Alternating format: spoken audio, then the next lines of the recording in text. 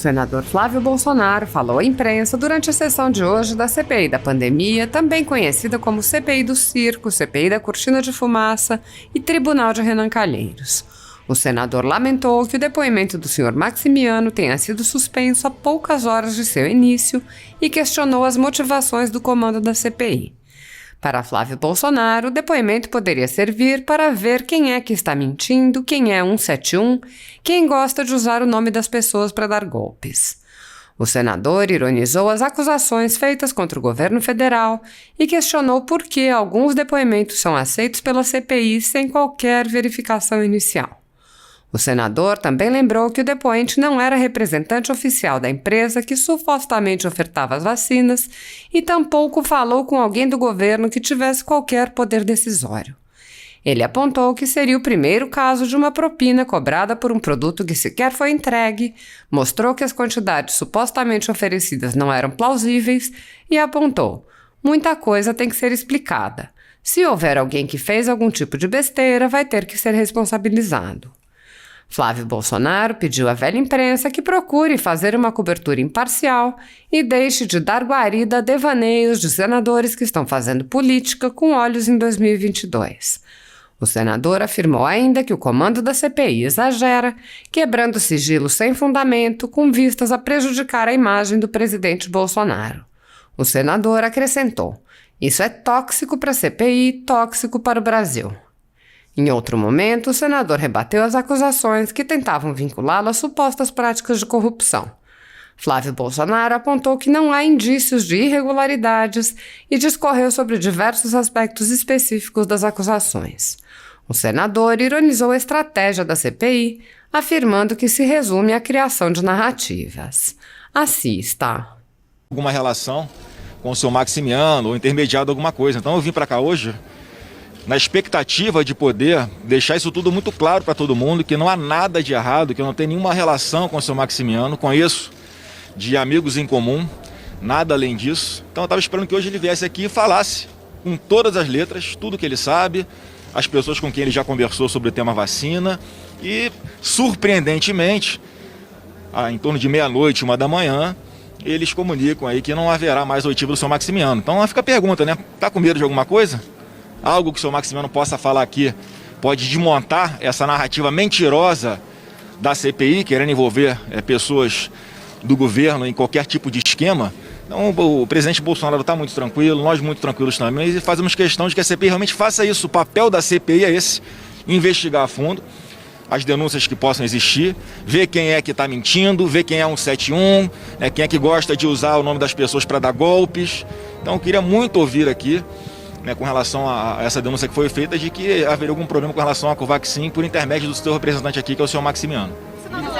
Tem uma avaliação de $1 por dose. Essa história eu acho bem fantasiosa, né? Primeiro que a pessoa que diz ter cobrado algum tipo de propina não tem nenhum poder, nenhuma decisão final sobre se a vacina vai ser comprada ou não. É apenas um dos passos ali que é dado dentro da burocracia que existe no Ministério da Saúde, depois pela Anvisa, para aí sim a vacina ser comprada. E é o primeiro caso de uma propina que é cobrada de um produto que não foi entregue. Como é que você cobra propina de alguma coisa que a vacina não foi entregue? E outra, ele falou em $1 por vacina. Já fizeram as contas? $1 por vacina, vezes 400 milhões de doses, que ele diz ter. Ninguém no mundo tem, mas ele teria para oferecer 400 milhões de doses. $1 por dose são 400 milhões de dólares, 2 bilhões de reais de propina. Realmente ele ia ter que fazer uma ginástica muito grande para conseguir honrar esse compromisso. Então muita coisa tem que ser explicada. Eu não acredito nessa versão, sinceramente, mas se houver alguém que tenha feito algum tipo de besteira, cometido algum deslize, vai ter que ser responsabilizado. E qual a visão do senhor sobre o governo ter negociado, segundo as denúncias, com um intermediário, com uma empresa desconhecida? O governo não negocia com intermediários. A própria empresa já falou que não tem intermediários aqui no Brasil, deu um outro nome. Diz que a pessoa que falava pela empresa nunca foi contratada dela, não fala por ela. Dizendo que ele era vendedor da empresa. Mas se ele não tinha autorização para estar falando da empresa, como é que ele é vendedor autônomo? Eles falam que a empresa... Então ele tem que responder aqui porque é que a empresa no primeiro momento fala que ele não pode, que ele não representa a empresa. Inclusive a empresa deu o nome de uma outra pessoa, um advogado, que representaria a empresa.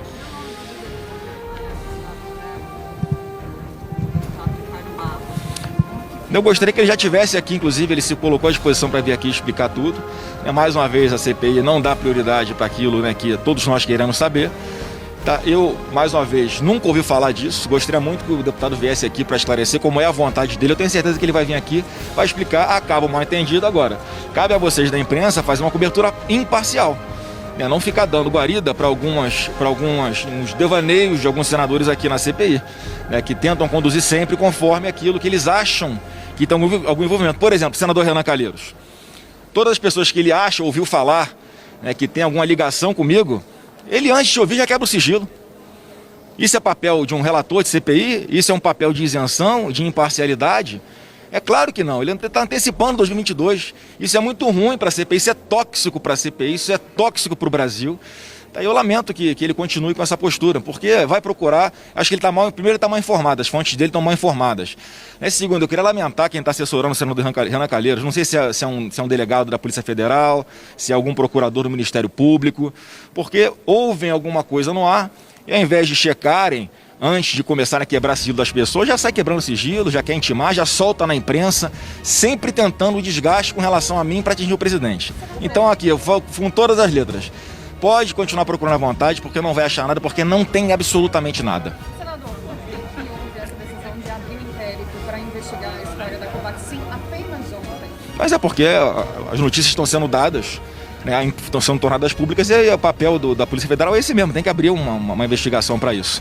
Agora, ontem o nosso ministro da CGU, Wagner Rosário, deu uma entrevista muito boa, né, dizendo que instaurou um procedimento dentro aqui do ministério dele, para checar, a princípio, o que foi dito é que não há nenhuma impropriedade, nada irregular no contrato, é isso que ele checa.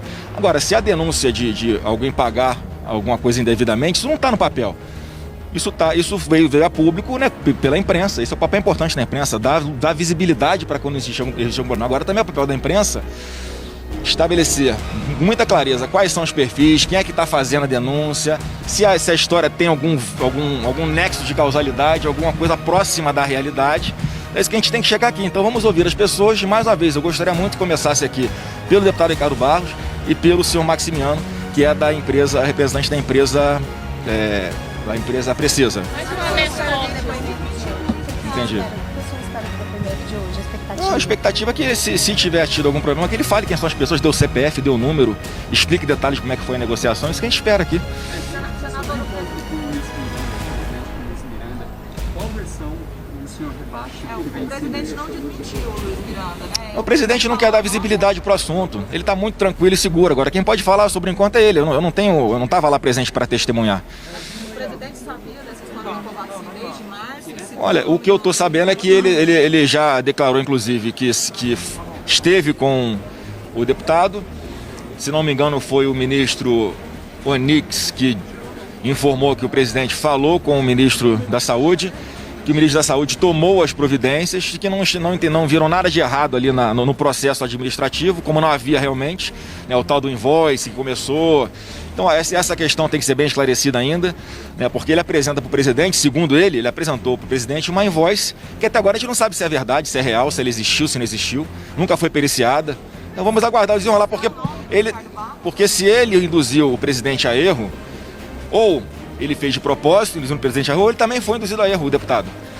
Então, assim, aquela invoice que ele apresentou ao presidente, ela foi corrigida há poucos, se não me engano, alguns minutos, algumas horas depois. Mas ele falou que foi bolo do Ricardo Barros? Isso aí eu não posso afirmar, que eu saiba, o presidente não teria falado isso. Agora ele é que tem que responder, não sou eu. Não posso falar por ele, gente, eu não posso falar por ele. Algumas poucas vezes, eu conheço aqui de Brasília de amigos em comum. A relação é apenas essa. Nenhum vínculo com esse senhor. Obrigado. Do deputado, tanto é que o deputado começou a dar publicidade, a visibilidade para o assunto, depois, como ele já tinha sido ouvido sobre a Covaxin. Já tinha investigação aberta logo depois. Sim, mas acho que o ponto é o que o presidente... Mas olha só, peraí. O presidente não é a polícia. Ele toma ciência, ele cobrou do ministro dele, e o ministro falou que... Mas o ministro cobrou da hierarquia abaixo dele, mas aí o retorno que voltou para ele é que não tinha nada. Como é que alguém pode...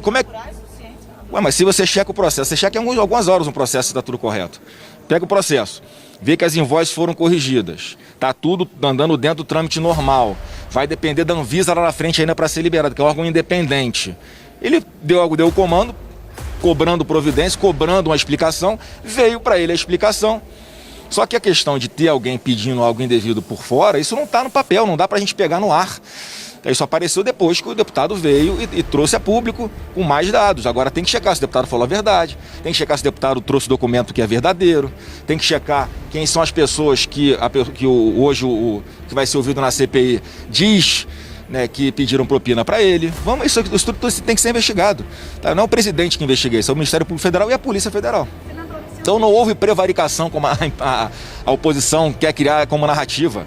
O presidente falou com quem tinha que falar, houve o retorno de que a princípio não tinha nada de equivocado e vida que segue, mas logo depois o próprio Ministério Público Federal, investigando, ouviu o irmão do deputado, e aí sim, quando vazou o áudio da oitiva dele no Ministério Público Federal, que o deputado se sentiu na obrigação de talvez defender o irmão e trazer a público essa história que agora a gente está conhecendo melhor.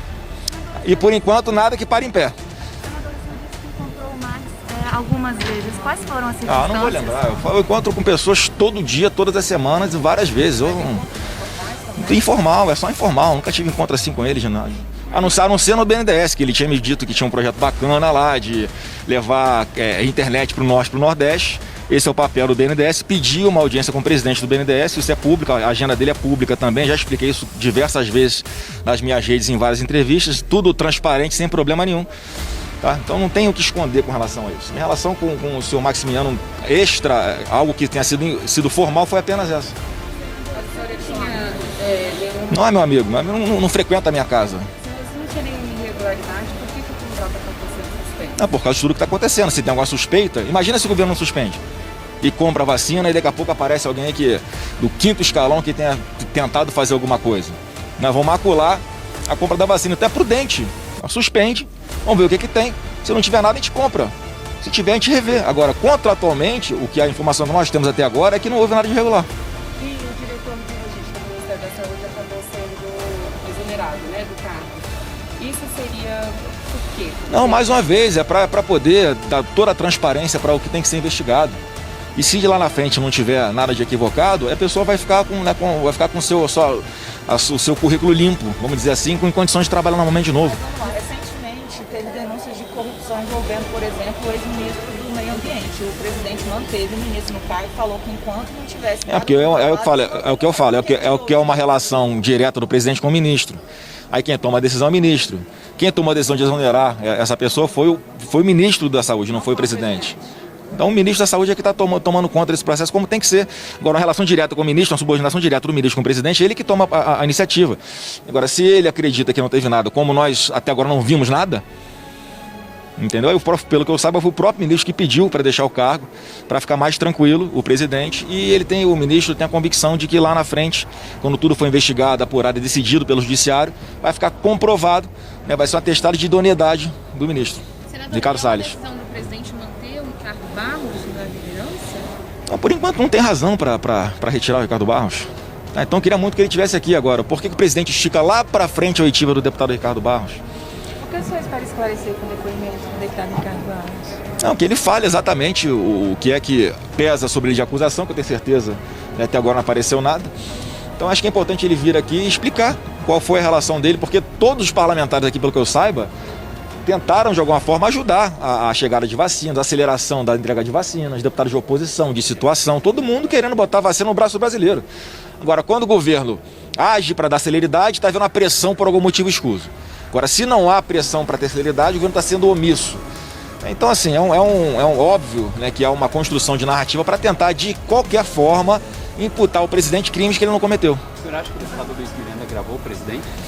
Eu não sei se ele gravou agora. Se alguém gravou, está cometendo um crime contra a lei de segurança, um crime previsto na Lei de Segurança Nacional. Então, se alguém gravou o presidente, tem que ter a consciência de que está cometendo um crime contra o presidente da República, previsto em lei, com uma punição bastante severa. O presidente tem alguma coisa? Eu acredito que não, porque o presidente ele é republicano publicamente e também reservadamente. Ele é republicano total. Tudo que ele fala em ambiente fechado, ele repete em ambiente aberto. Vocês viram como é que foi lá naquela reunião de ministros que o Supremo decidiu da publicidade. Ele fala daquele jeito no ambiente fechado, e em público ele fala do mesmo jeito. Então não tem... O presidente já não veio a público para dizer exatamente. Porque ele não, na minha cabeça, ele não quer dar visibilidade para isso. Ele quer esperar que a CPI destrinche isso tudo. Mas não é pior para o governo? Não, mas não é pior. O governo está trabalhando. Se tivesse alguma culpa no cartório, seria ruim para o governo, mas não tem. Não estamos temendo nada. Então vamos esperar o que a CPI vai fazer, que eu tenho certeza que eu não tenho que apurar sobre envolvimento do presidente. Numa fala do Bezerra diante de ontem aqui na CPI, ele falou que Bolsonaro deu comando para o Pazuello, que deu comando para o Elcio Franco para averiguar, e disse que não identificou nenhum indício de irregularidade. Logo depois, Elcio Franco teria saído do cargo. Mas é porque o ministro saiu, o novo ministro bota a equipe dele, ué. No fim das contas, a responsabilidade É uma leviandade falar isso, né? Não pode. O Bezerra fala. É uma leviandade falar isso. Ele era o responsável pelos contatos das Mas se o contato está direitinho, por que ele é responsável pelo quê? Senador, a base do governo está desorganizada com essa sequência de informações? Não está desorganizada. É porque a CPI é imprevisível aqui. Eles mudaram o depoimento de ontem para hoje. Vem todo mundo preparado para um determinado depoimento, o presidente muda conforme o critério dele, pega todo mundo de surpresa, você vê que a CPI não tem uma linha, estava em cima de gabinete paralelo. Depois não deu certo, em cima de cloroquina. Aí não dá certo, vai em cima de... Vai, aparece alguma coisa, vão atrás disso aqui agora. Então quem está perdido é a CPI. E é ruim para a imagem do Senado isso. É muito ruim. E pelo que eu estou percebendo, quem está assinando para prorrogação dessa CPI é porque está gostando do espetáculo lamentável que está acontecendo aqui, desgastando a imagem do Senado, atrapalhando o desenvolvimento do Brasil. E aí a oposição está fazendo barulho. Faz parte da política. Eles não estão preocupados com o país, não estão preocupados com a economia. É protocolo um pedido de impeachment sem pé nem cabeça, que eles pegaram amontoado de tudo que já foi feito aqui. Tem 100 e cacetada pedido de impeachment. 99 tudo igual. Aí eles pegam, compilam todo esse material e em uma, duas folhas pedem um impeachment do presidente porque eles querem, porque não tem nada de ilegal, nada de irregular, nada, zero. Não tem ambiente nem político nem jurídico para impeachment aqui no Brasil. Agora é óbvio que isso dá uma repercussão no mercado, o dólar sobe, a bolsa cai, há uma desconfiança por parte dos investidores aqui no Brasil. Então eles estão atrapalhando o Brasil, essas pessoas estão atrapalhando aqueles que querem buscar emprego. O governo está fazendo de tudo para a geração de empregos. Se não fosse o trabalho hercúleo e competente do governo Bolsonaro, do ministro Paulo Guedes, a situação de desemprego no Brasil estava muito pior. Muito pior. O Brasil conseguiu manter uma estabilidade, criou mais de 1 milhão de empregos esse ano. Então, quer dizer, não tem porquê querer atacar o presidente, a não ser antecipando 2022. Então as pessoas estão usando as vítimas da Covid, a dor das famílias da Covid, para tentar criar um clima para tirar o presidente da República que foi eleito nas urnas. Quem diz que é tão democrático não está respeitando a vontade do eleitor. Isso é claro e óbvio, a população percebe isso. Por isso que essa CPI aqui está sendo chamada de circo. Com todo respeito aos que trabalham no circo, que é uma injustiça com vocês. Senador, o senhor chegou a trabalhar contra a prorrogação da CPI e conversou com o Rodrigo Pacheco para ver se ele consegue fazer alguma coisa? Eu não cheguei a trabalhar contra. Quando eu vi lá já tinham 34 senadores assinando a prorrogação e tudo de oposição. E tudo de oposição que assinou. E o que você acha dessa prorrogação? Eu acho que não tem pé nem cabeça. A CPI está procurando pelo em ovo e não vai achar nada com relação ao governo. Tanto é que quando eles veem que eles estão atacando uma linha que é errada, eles mudam, ignoram, deixam para trás e trocam, achando que vão arrumar alguma coisa. Agora, o procedimento da CPI tem sido aquele famoso Fishing Expedition. O que é isso? Algo que é abominado no meio jurídico. É você buscar quebra de sigilo, você buscar narrativas para construir um ambiente para que possa ter alguma providência jurídica contra essas pessoas. E não está tendo nada por enquanto. E com relação ao presidente Bolsonaro, vai continuar não tendo nada. Então ele está muito seguro com relação a tudo isso. E lamenta que a gente está perdendo um tempo danado aqui. Cada pessoa que vem aqui na CPI é torturada por um dia inteiro, para não ter nada de prático, de concreto, coisas que são desmentidas algumas horas, alguns dias depois. Então tem muita coisa, obviamente, que ainda vai vir à tona, e a verdade vai prevalecer, a gente está muito tranquilo com relação a isso. Você conversou com o Maximiano depois que seus denúncias deram? Não. O senhor acha que ele pode prorrogar a CPI ontem? Ah, mas... O senhor esperava outra postura dele? Mas ele não tem que fazer, se tem as assinaturas para prorrogar, o presidente não tem que fazer. Tá? Obrigado. Obrigada, senador.